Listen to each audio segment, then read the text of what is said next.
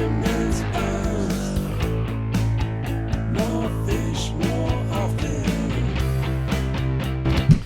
Hello and welcome to the Fisherman's Post Saltwater Podcast Series. My name is Gary Hurley of Fisherman's Post.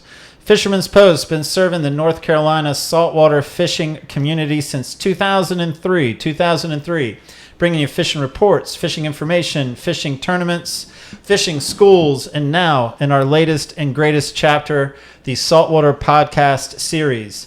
In the Fisherman's Post Saltwater Podcast Series, we reach out to our captain and guide friends from up and down the North Carolina coast and ask them to share with us their knowledge, their insight on how to catch more fish more often.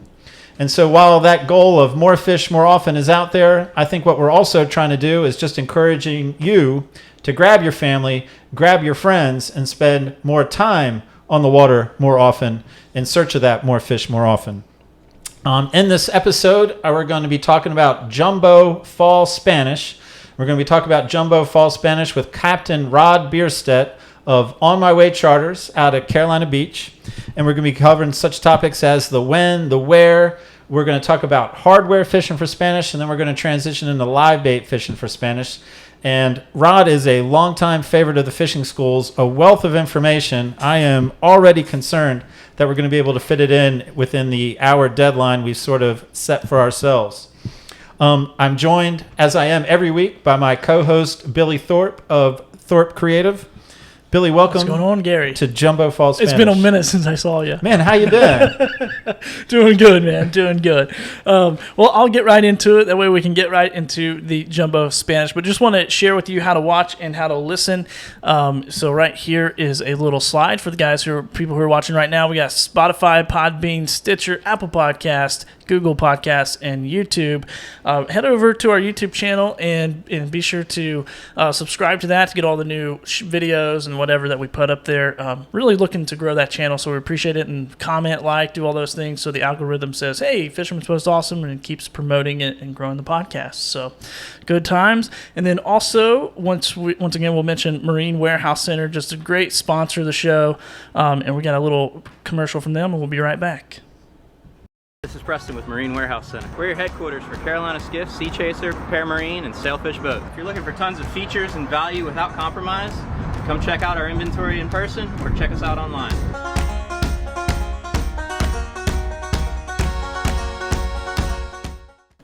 All right, good commercial, man. Always good. Always good. I love hanging out with those guys.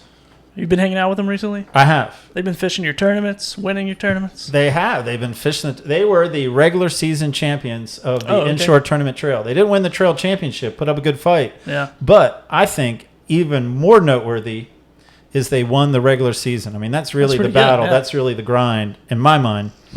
But when I'm hanging out with them, Terrell, one of the owners, he doesn't fish much, but he's a funny guy.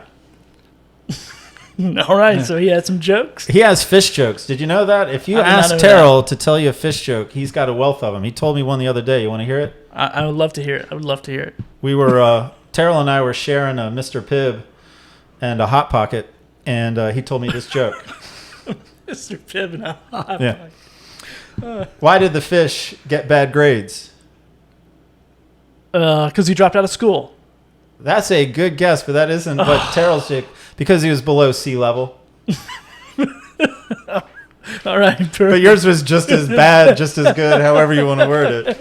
Oh, my goodness, man. Show me a fish photo. Here we go. We got a little fish photo for you guys. This is Henry Kitchen and Rob Wells with some Spanish mackerel caught on Clark spoons around Masonboro Inlet. Man, look at those. Starting them out young, catching some fish, man. Good-looking fish there. Man, I think it's a lot of kids' introduction to trolling off the beach. Yeah. You know what I mean? Yeah, your guys' Spanish tournament does like a lot of with families. Kids. Yeah, man. Kids, yeah. I mean, my kids, I think it is their introduction to trolling was I don't even know what Spanish Spanish is. Good for those little... No, I'm just kidding. Privileged kids. Privileged. I hate them. Live on the waterway, go Spanish fishing. This is ridiculous. Man. Hey, oh, man. Billy? Take it away, Gary. Well, before I take it away, I need to remind you that at the conclusion of Rod Bierstedt's discussion, I'm going to come back to you and ask you for Billy's best takeaway moment. And a heads up, Rod's going to cover a lot of ground. He has a notebook over there. He brought in 100 different rigs to show. And so after that hour, we're going to talk about some... Or more. Hey, what is that voice coming in? Whoa. So Billy's best takeaway, Captain Rod Bierstedt, I didn't even know you were on the screen there. A pleasure to have you sitting here. Well, thank you, Gary. It's a pleasure to be here, and as always, I enjoy spending my time with you as I do at the school. Looking forward to this live podcast. You're one of my oldest friends. I've been, yeah, I am very old. Yes, thank you. I appreciate that. Yes. Man, look how sharp he is for his age. I didn't even have to explain that joke. Thanks for bringing that up. All right, Captain Rod, before we talk jumbo fall Spanish, before we hit when, where, talk about pulling hardware, talk about trolling live bait, even with all these age of experience, you still have to defend yourself. You still have to tell my audience, why should they listen to you talk about a Spanish mackerel? Well, one thing is I like to share the information that I've gained over the 35 years I've been fishing here, and I'm very willing to share that information and just try to help other fishermen as I was helped when I moved here 35 years ago. I was blessed. A number of charter captains took me under their wing and showed me the ins and outs of fishing in this area, and I'm just trying to pay it forward all the time. You're speaking the truth, man. I've seen it firsthand. You're a great ambassador to saltwater fishing. All right, before the main content, before the primary content, we have a feature called Two Questions. I sort of went a little bit different direction with it. I don't know if we're going at two questions, but this is a non-fishing related question, and I'm going to treat you with the respect you deserve with this feature, okay? So, Rod, will you please tell us, what did people use before the rotary phone? It was a phone on a wall with a crank. Okay. And you cranked it, and the operator came on, and you said, I want to talk to so-and-so, and she would sit there and plug wires in a central location and connect you. Here's question number 2. How did you get your milk before it was delivered in glass bottles? Straight from the source. All right. I think I'll call it there. No, yeah. I wasn't going the way you wanted me to go on that one, Gary.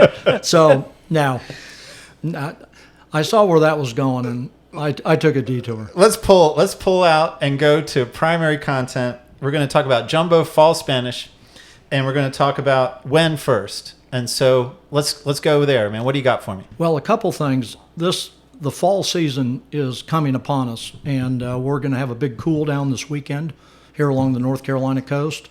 The water temperatures are already dropping. They've dropped a degree or two over the last few days, and I expect them to be down with the 50-degree nights coming up even further, and that really triggers off our fall fishing here on the coast.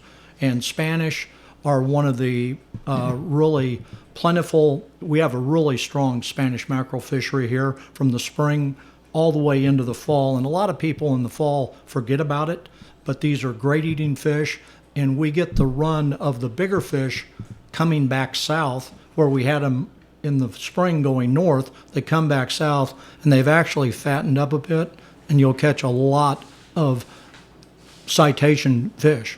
I mean, a lot of big Spanish. So is it just the change of temperature that triggers them down here, or is it a certain temperature that it gets down to that really facilitates their arrival? Well, they start moving south as the water cools, and they will typically be around till the water's in the mid to low 60s along the beach.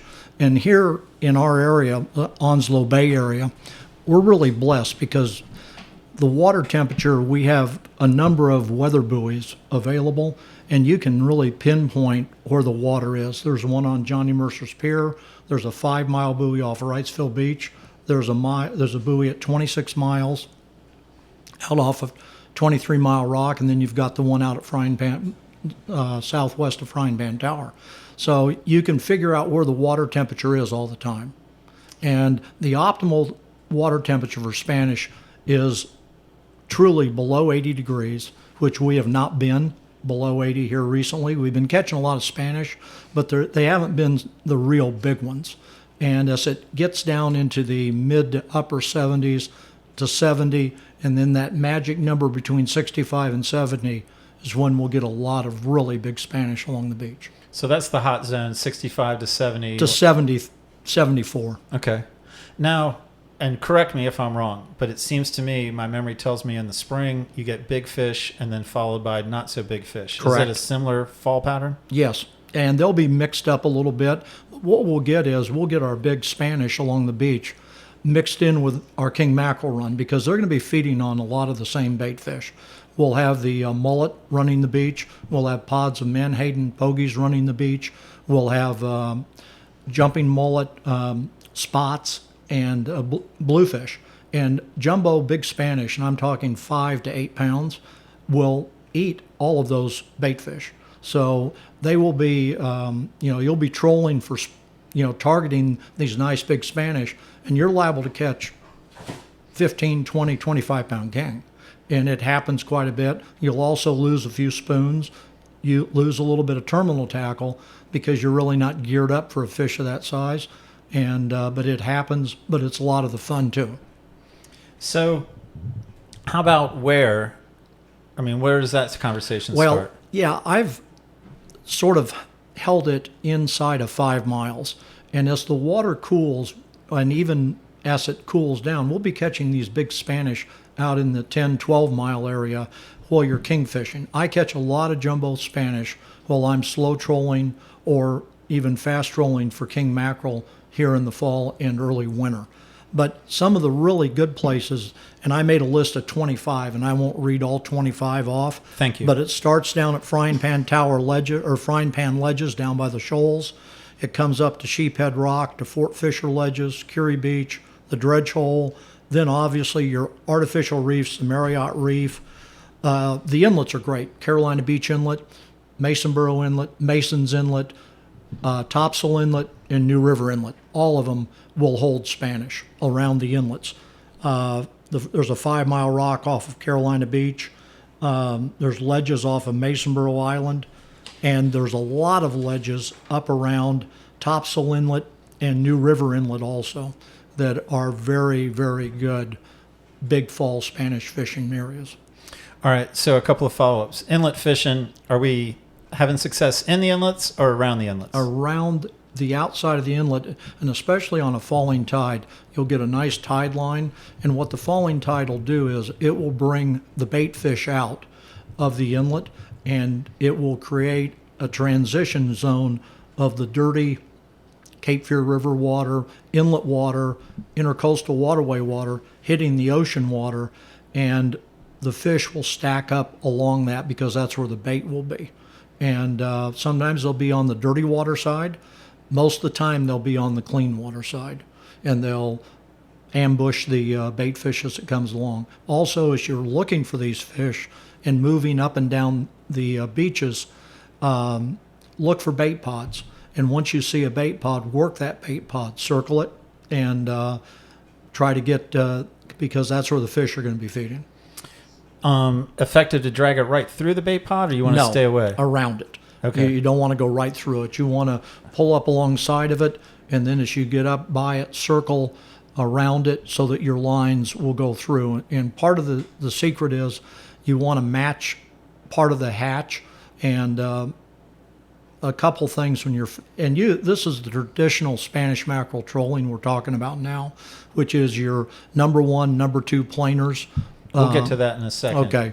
And with Clark spoons and or small drone spoons. And another real good lure is a blue water candy thingamajig. But you're trying to match the hatch in some ways. And as the bait fish get bigger, you can pull a little bit bigger spoons. Traditionally, early on, the bait fish are very small, so we're pulling 00 and 0 Clark spoons and 3/4 ounce thingamajigs. As these bait fish have gotten bigger, you can go to a number 2 drone spoon, a number 2 Clark spoon, a number 1 Clark spoon, and up to a 2 ounce thingamajig. So I guess on the bait pod, so it's okay for my hardware to go through. Yes. It's just not okay for the boat to go through. Don't run the boat through. Is it ideal for the hardware to go through, or even then, do you like the hardware to go close but not in? Close and in both? It doesn't matter. I mean, when you've Try got a spread, a lot of times I'll actually hit the bait pod with my planer rods, and you'll see the planer rod bouncing, and that means you're hitting the school of Manhattan, some pretty big bait fish, and generally when you clear it to the outside, then that's when you'll get your strike. That's when you get it, when it pulls outside. Yeah, of the bait just on pod. the outside. Couple more follow-ups on the wear. So there's ample places inside of 5 miles. You Ample. don't need to think about going outside of 5 miles. You don't, but you can, especially if you want to target king mackerel along with the big Spanish. You can go out a little bit further, but we have a great king mackerel bite in these areas that I described earlier, all within 5 miles. So this is a small boat fishery. I mean, guys in skiffs, john boats are out there on pretty days, not a problem. And these are great eating fish, and you can, they're really plentiful, and get some really nice ones here in the fall. So people love information about wear. They love it.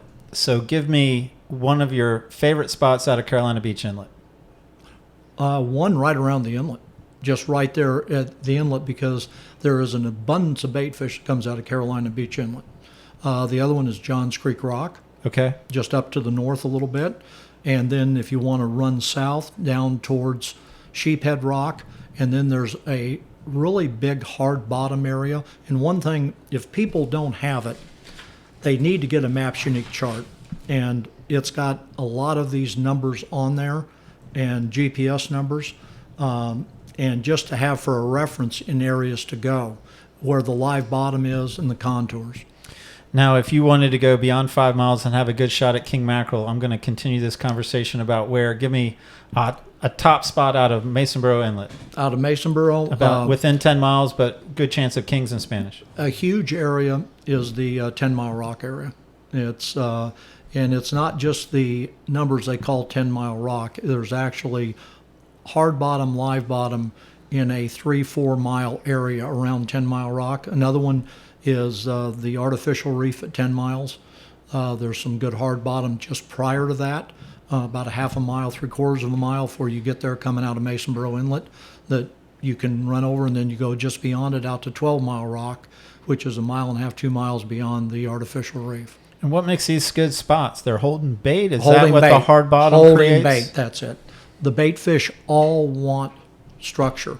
They want something they feel safe, warm, and fuzzy. I use the example. If you go down in the Caribbean and you throw a tire in 12 feet of water and you come back a week later, and this is down in the Bahamas, there'll be little tiny fish around that tire. You come back a week after that, there'll be a little bit bigger fish. Come back 2 weeks after that, there could be some 6-8 inch fish around a single tire.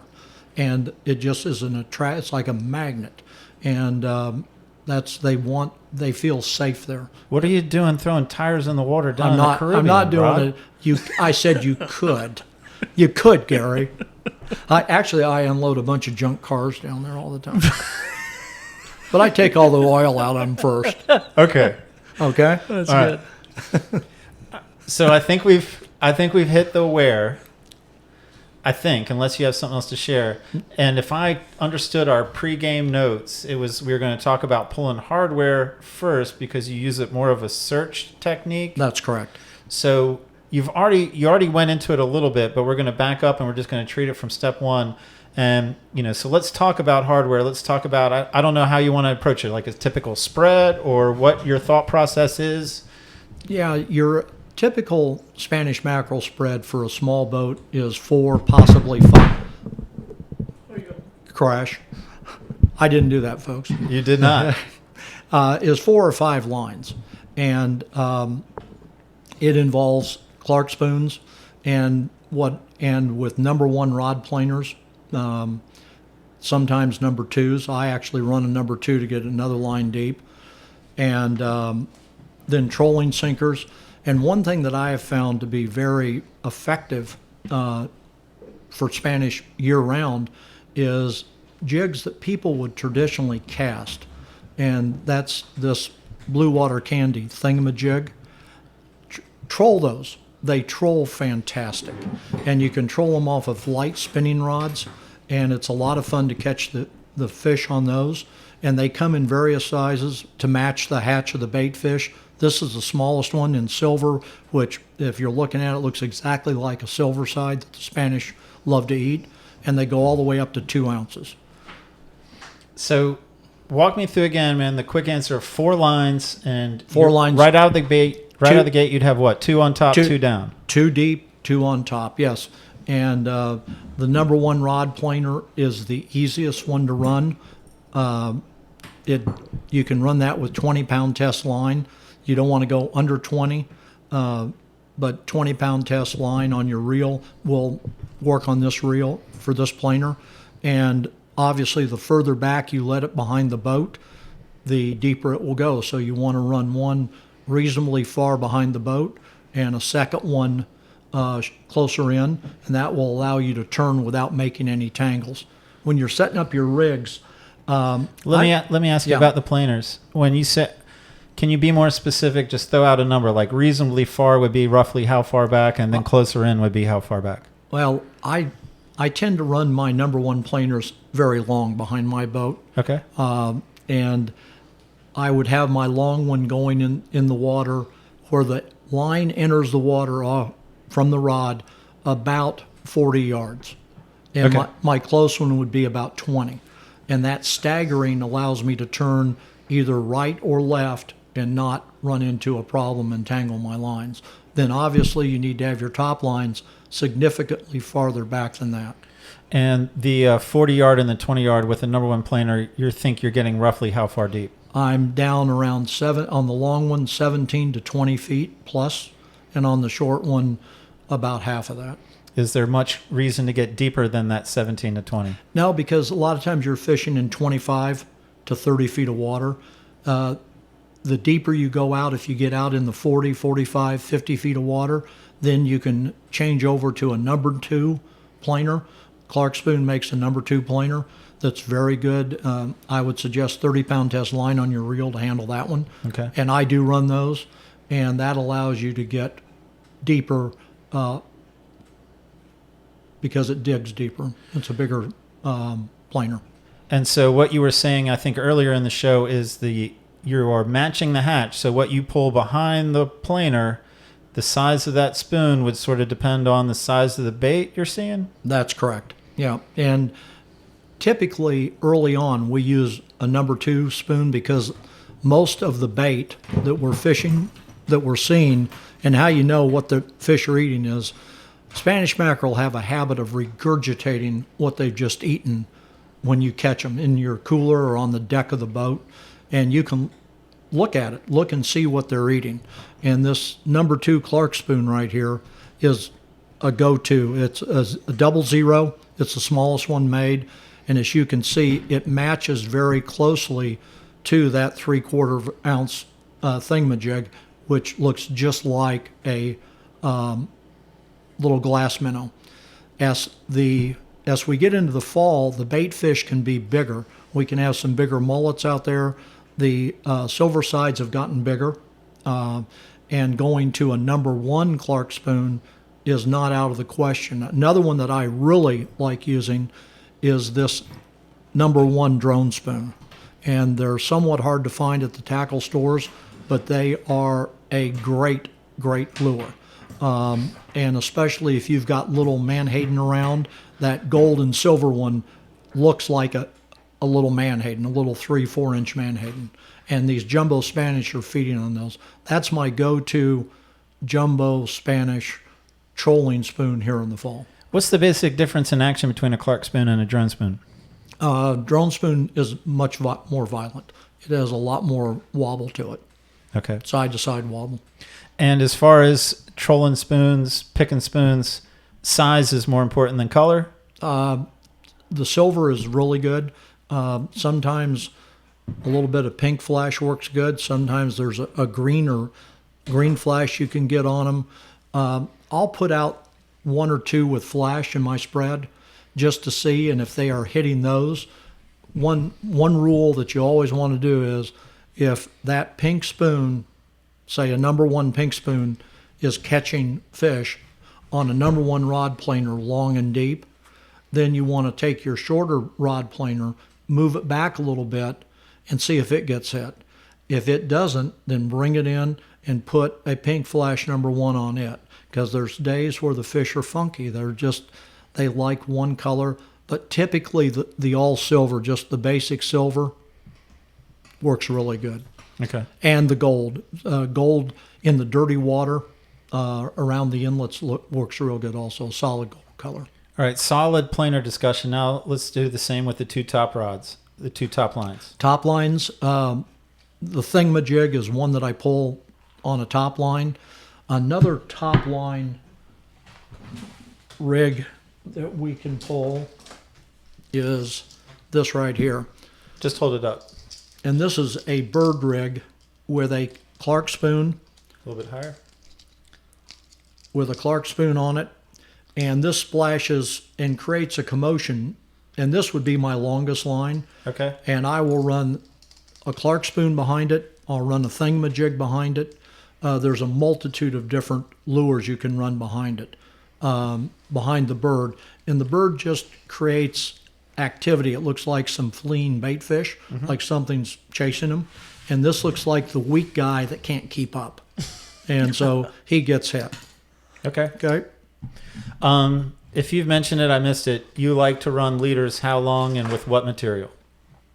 Okay. Off of the planers, I run my leaders relatively long. It does mean you have to hand line the fish in and can present a challenge when you get the bigger fish on. But 30 feet, and make sure you use a ball bearing swivel on the end of your planer, because these spoons are so violent they'll twist your line up. I've gone to, I don't use fluorocarbon. One, it's very expensive, and two, it is very stiff. And I think, especially with Clark spoons, it detracts from the action of the Clark spoon. I don't think they're nearly as active. So I've gone to a fluorocarbon coated monofilament. And this P-Line FluoroClear, I've been using it this year with great success. 30-pound test. It's reasonably priced. And there's a number of different ones out there where they have fluorocarbon coated lines because it's virtually invisible in the water. Can you tuck it around that camera? I'll let people take a look at it if they're watching here. Yeah, you cannot see that line. And that's been this year my go-to line. It works really good. I wish they made it in a 40-pound test for the bigger fish this fall, but unfortunately 30 pounds is as big as they make. Well, once they see this podcast, yeah, maybe they won't. They'll hit the market. It'll be the Rod Bierstedt line of... Yeah, but that's a nice flexible line. It doesn't hurt the action of your spoons at all. And again, fluorocarbon is very stiff. And I have some fluorocarbon with me here, but unfortunately people can't tell the difference, but it's a much stiffer material. So we got two lines up top, similar leaders with that? You can shorten them up because you're using a trolling weight. With the thingamajig, you literally need 3 or 4 feet of that leader and then a small Spro swivel, 50-pound Spro swivel is all you need. So that one you can reel all the way up and just get it in the boat, where on the planers you will have to hand line with 30 feet a leader, and on the trolling sinkers I run 20, 25 feet a leader, so you will have to hand line that fish in once you get it up to the boat. What speed you trolling? I'm trolling at 5 to 7 knots, and I do talk knots. You want to convert that to miles per hour, anywhere from 6 to 8 miles an hour. Okay. If you've got any final thoughts on hardware, this is our time. Otherwise, let's transition into live bait. Well, we're going to do another version of hardware that is very effective for these big fall Spanish. I'm in. And it is deep diving trolling plugs. And these come in various sizes. These are the Yuzuri Crystal Minnows, which are excellent. This is a Rapala with a smaller lip. So this one would be a shallow diver. It would run 4 or 5 feet. These will run very deep. Then if you want to, What's very deep? 15, 20 feet, depending Okay. on how far you let it behind the boat. And I hooked the microphone. And then you can even scale up to a little bit bigger. If you're seeing bigger bait fish out there, it doesn't hurt to put one big one out also. What's big? What's that, 5 inches? It's about a 5-inch Azuri versus a 3-inch. Okay. And these have great action. And as you can see, that one did get bit, the pink one. That's a king mackerel bite because you will catch king mackerel on them. They are out there with these Spanish because they're actually feeding on the smaller Spanish, but they're running with these bigger Spanish.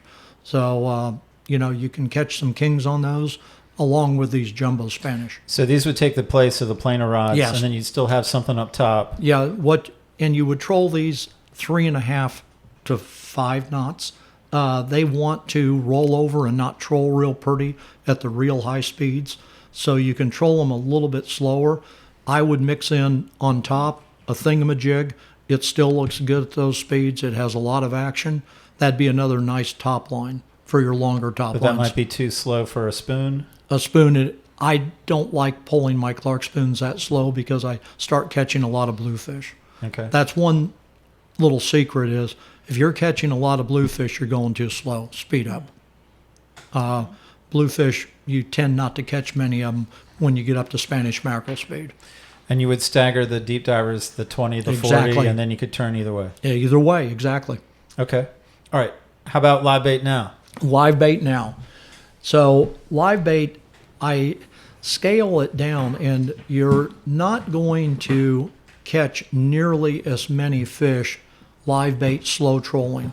And you noticed I said slow trolling because with the baits, you have to go extremely slow so that they're swimming naturally on your live bait rig. And when I'm live bait fishing, typically I'm live bait fishing for kings and big Spanish, and you will catch them simultaneously together. But you want to, if you get into a lot of little menhaden, it's not a bad idea if you could see them popping when you're out fishing, throw your cast net on it, get your tank full of 4 or 5 inch menhaden, and then go back to the bait pod where they're at and slow troll around that bait pod. Slow troll along the tide line at the inlet. If you go offshore to these ledges, hard bottom, rocky areas, slow troll those. And you have to go as slow as the bait will be swimming naturally. And in some cases, you might have to put a bucket out on a rope off your boat to slow your boat down.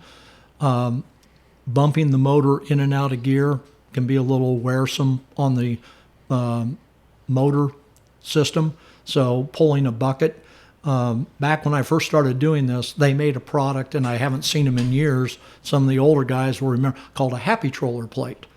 And you, honest to goodness, and you put it on the back of your motor, All right. and it had a rope on it, and it was out. It almost acted like a dolphin to help your boat plane. But when you went to trolling, you would pull the rope, and the plate would go down, and it would actually block the thrust of the motor. And it was a big metal plate that would block that thrust, and you could literally slow down to 1.5 knots very easily. Man, those were the good old days. Caught a lot of fish then, a lot of fish.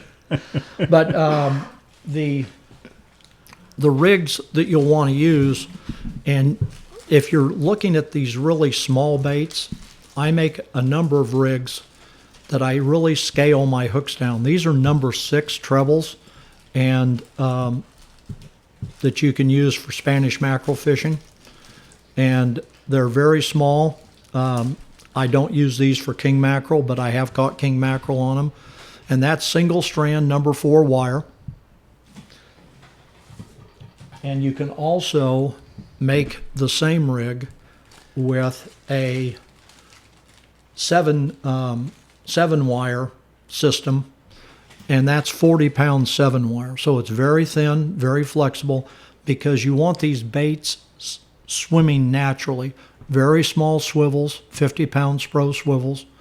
and you want them swimming naturally. If you get a little bit bigger baits, then you can jump up to a number 4 treble, which is typically what we use for king mackerel fishing.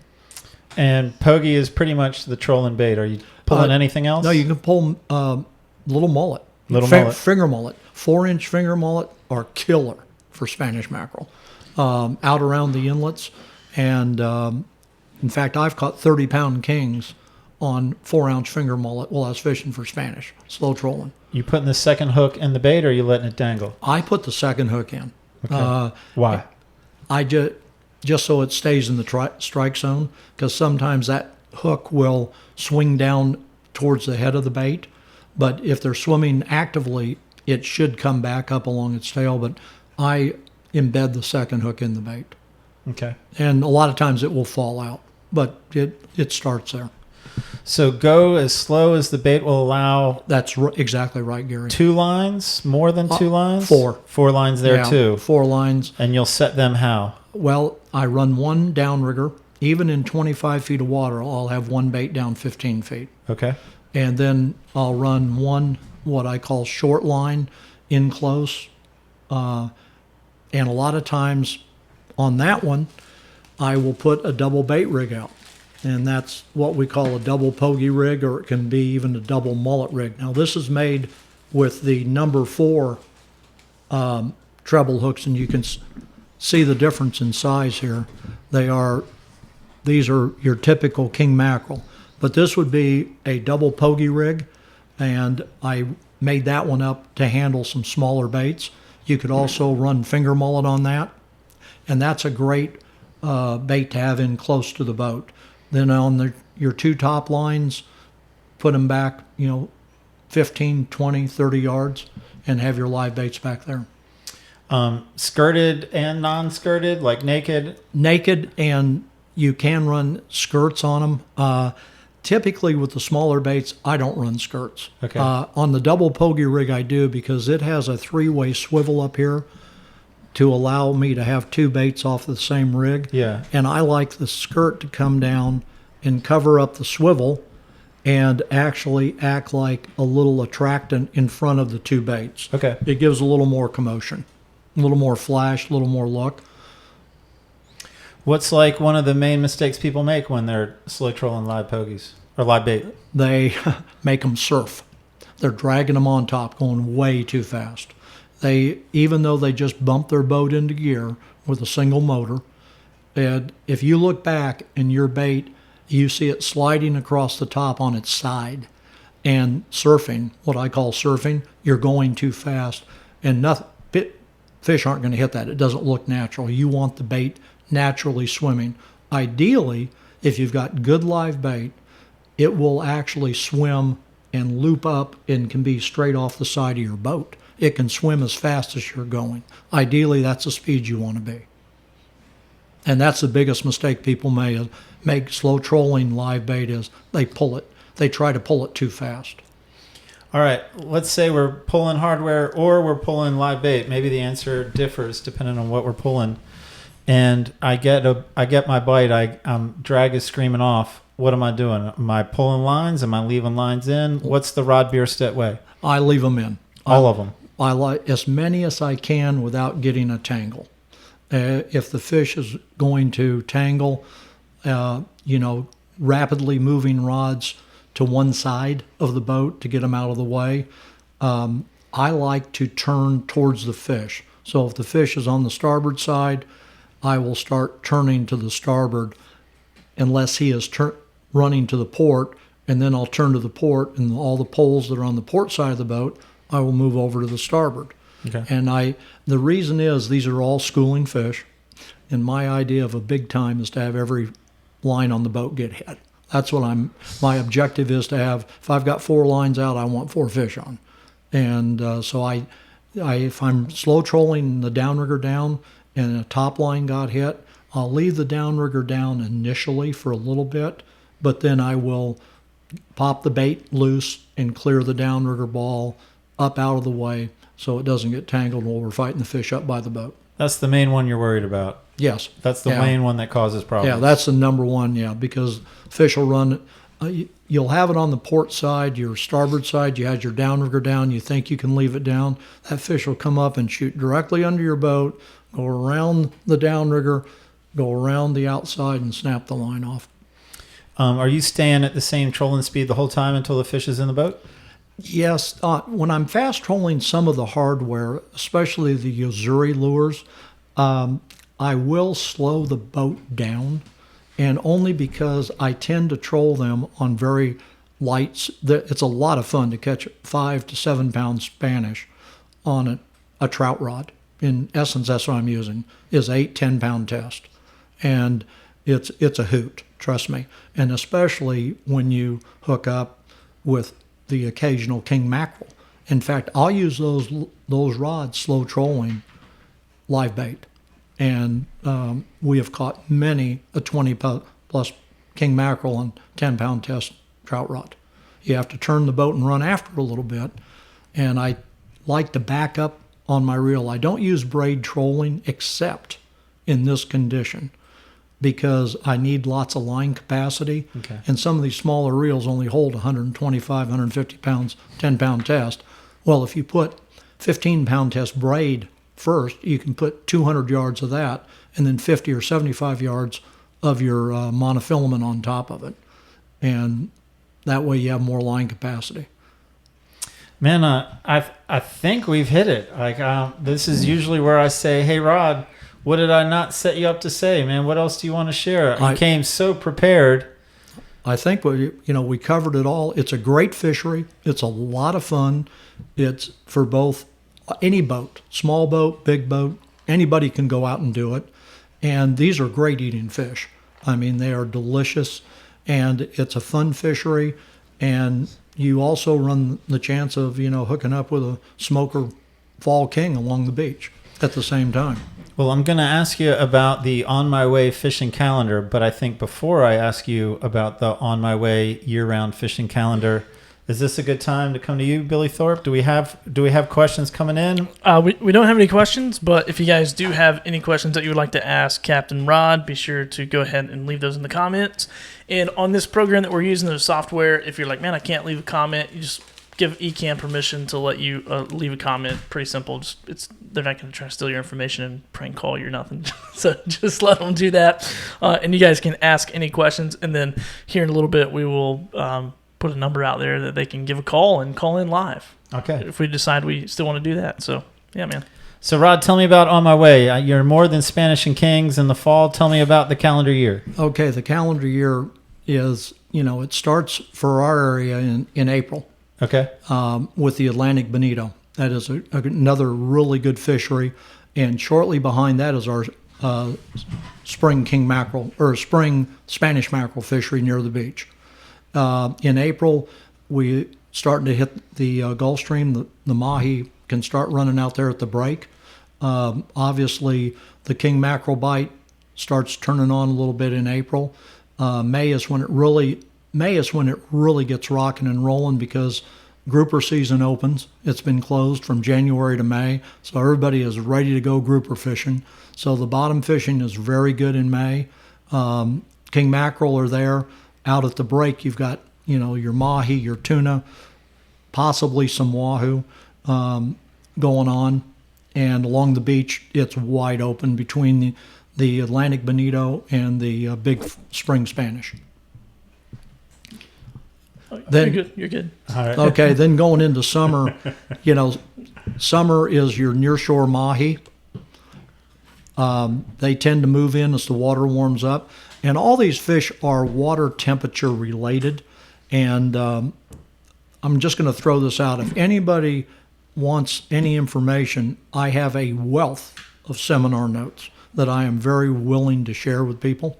And all they have to do is text me, call me, email me, and tell me what they're interested in, and I will send them I have in excess of 450 pages of notes and that I can share. But I do have a temperature breakdown for the various game fish of their low, medium, or their best, and then their high temperature range that they tend to like to swim in. And then come fall is what we're in now. We we'll end up with a really good foot. This is an exciting time, starting typically in October, because everything goes crazy. You've got the Spanish and kings along the beach. You've got kings, out in a number of ranges, all the way out to the 30-mile plus range. You've got your some nearshore mahi straggling around. I had one of my best nearshore mahi trips last September, and another one in October. The latest I've ever caught a mahi is I caught a mahi December the 17th at 13 miles while I was king mackerel fishing. No kidding. Well, Yeah, it was lost. It was 70-degree water, but we caught nice 15, 18-pound gaffer. Are you still doing the service where someone can hire you to come on their boat and teach them how to fish their boat? Yes, I do. In fact, probably half of the trips I'm running on the water these days are what I call my guide service trips, where I go. I've built up a pretty good client base, have some great people that I've been working with, so I'm running between 50 and 75 of those kind of trips a year. You get on their boat, you start reading that 450 pages out loud to them? No, I send it to them before we ever go. But I selectively send it, Gary. I pick out what they are interested in, because not everybody's interested in going out to the break. It's 58 nautical miles. Not everybody has a boat that they're even comfortable going out 30 miles in. A lot of people, as we have seen with your fishing school when you do your survey, it's a 15-mile and in kind of fishery. A lot of people are getting for the multi-purpose boats they can flounder, trout, and drum fish in, but still on a pretty day run out 15, 20 miles and do some pelagic and bottom fishing out in that range. Rod Bierstedt, Captain Rod Bierstedt of On My Way Fishing Charters, thank you so much for coming in here and talking to us about Jumbo Fall Spanish, for being a part of our first ever live show. And then this podcast will, like we said, will release regularly next Tuesday. Well, it's been a pleasure, Gary. I really appreciate that you stayed up past your bedtime to come in here. It is. I'm usually asleep about now. 8 o'clock is sort of my wishing hour. well, I did have a few questions that came in online for you, All Captain right. Ron. So let me just find the first one here. So Mark wants to know, what's the largest Spanish that you've ever caught trolling? 8 pounds. 8 pounds. All right, there you go, Mark. That's the question. Luke Donay. Hey, A Luke. lot of 5 to 7s. A lot of 5 to 7, but the biggest is 8. is 8. In fact, last fall, 3 different fishing clubs people that I take out, that they run a system where they, measure fish, and the biggest Spanish were caught with me fishing with them last fall. They won all 3 of their derbies. All right, That's excellent. cheating. Couple more questions here for you, and then for people who are watching, I just put a phone number up on the screen there, so you can give that a call if you're brave enough to call in live. It's not that big of a deal. Just call in, be cordial, be friendly. We are family friendly. Have a lot of kids watch the show. So here's another one from Luke, Captain Luke Donay. Luke, thanks for watching. He says, Hey, Luke. he says, Rod, how many people can you fit on your boat Legally. Legally, I have a 6-pack. I have a 6-pack license. Comfortably, if there's children involved, the 5, 6 is very good. If it's adults on a half-day trip, we can take 6. It can get a little crowded. Typically, I like 4 adults. All right, 4 adults. And he wants to know what you ride. I guess he's asking what kind of boat you got. Oh, it's a 27-foot Mako with lots of hours on it and powered with twin 150 Yamahas. Maybe Luke will charter him. Yeah, maybe so. And then Rod can go flounder fishing with Luke. Yeah. I need to do that. He's been posting a lot of good pictures. Let's see, what else we got here? What's the best way to cook in Spanish? Well, I've got a special way to clean them, and I will show people that. When I fillet them, I actually skin them and take the Y bones and the bloodline out, and it creates some really nice pieces of meat. I do a lot of grilled Spanish mackerel fish tacos. I probably eat them 2 times a week. Okay. A lot of people fry it. I'm trying to stay away from fried food, but a lot of people fry it. It's delicious fried. And you can just put any kind of marinade on it. I use a fajita marinade for the tacos. It's really good. Is that a service you'll provide? Not take me out on my boat, but come over to my kitchen and show me how to... How to cook it. How to cook your fish. Oh. There you go. Now, grilled fish tacos are really... Spanish mackerel grilled fish tacos are really good. I'm hungry. I'm waiting for somebody to give me a phone call here. Hope I didn't miss a phone call. Maybe I did. Nope, just from Gary. Let's wrap it up, Billy. Let's wrap it up. Everybody's saying great show, great job, Rod. Thank you for coming on. So we appreciate everybody watching and listening. If you haven't had an opportunity, be sure to go to our any of our pages. I'll put them up here if you're watching. We got Spotify, Podbean, Stitcher, Apple Podcasts, YouTube, Google Podcasts as well. Be sure to subscribe to those channels so you get the latest update, all the latest shows. We're doing a weekly live stream. We're not going to do a weekly live stream. No, we're not.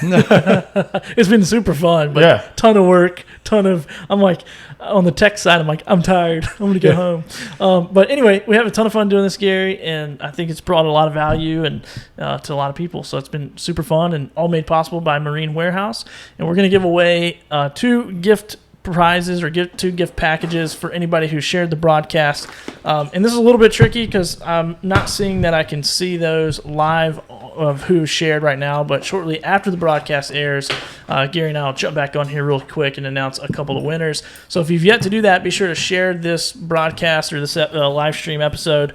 Just quickly hit the share button, and we really appreciate all the support. And go to fishermanspost.com/podcast to check it out. That's right, man. Enjoying the journey. Love this creative path we're down. Yeah, man, super cool. And don't call this unless it's on the live show. Call anytime. Or you get a free boat or a trip. I got a prize for you if you call them after midnight. A fishing trip, but after midnight's fine. I'd turn it off. Doesn't matter. Well, dude, Gary, great show, man. Great show. Anything else? No, man. Thanks for making this happen. I think absolutely, man. Appreciate you guys. See ya.